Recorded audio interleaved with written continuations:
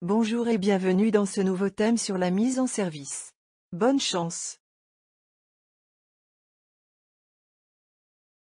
Introduction. Vous venez de recevoir un système. Que devez-vous vérifier avant de le mettre sous tension? Voici les 7 étapes essentielles pour la mise en service. L'inspection visuelle. L'essai de continuité du conducteur de protection et des liaisons équipotentielles. Essai de la résistance d'isolement. Mesure de la résistance de prise de terre.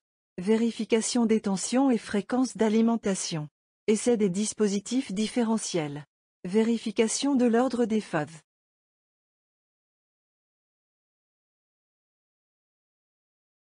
L'inspection visuelle. Nous allons vérifier visuellement quelques points. Présence d'un interrupteur sectionneur. Présence d'arrêt d'urgence. Vérification de la présence d'un disjoncteur différentiel. Vérification des calibres des disjoncteurs. Vérification de la fixation des appareils. Le matériel est correctement identifié. Vérification d'une présence de liaison équipotentielle, fil de protection électrique, vert jaune. Essai de la continuité du PE. Le test de continuité vérifie l'intégrité des raccordements, barrettes de PE, masse métallique, en effectuant une mesure de résistance très précise. Placez l'appareil sur la position RLO. Cette mesure doit toujours être inférieure à 2 ohms. Mettez l'appareil en position RLO. Repérez la barrette de terre. Et accrochez la pince crocodile verte et jaune dessus. Avec la pointe rouge, effectuez les mesures sur tous les appareils reliés à la terre et tous les appareils métalliques.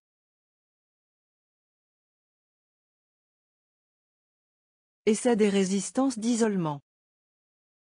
La résistance d'isolement est mesurée entre chaque conducteur actif, phase et neutre, puis par rapport à la terre. Placez l'appareil sur RISO pour la partie puissance, alimenté en 400 volts, il faut faire le test en 500 volts DC. Concrètement, placez l'appareil sur RISO. Réalisez la mesure entre phase 1 et phase 2. Puis phase 1 et phase 3, puis phase 2 et phase 3. Testez les 3 phases par rapport au neutre et enfin par rapport à la terre. Mesure de la prise de terre. Cette prise de terre permet de protéger contre les contacts indirects. Le disjoncteur général EDF, présent dans toutes les maisons, a une sensibilité de 500 mA.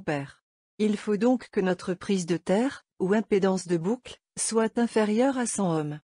Placez l'appareil sur la position Z10 en déclenchement, puis placez la borne verte sur la terre, la rouge sur la phase 1, la bleue sur le neutre.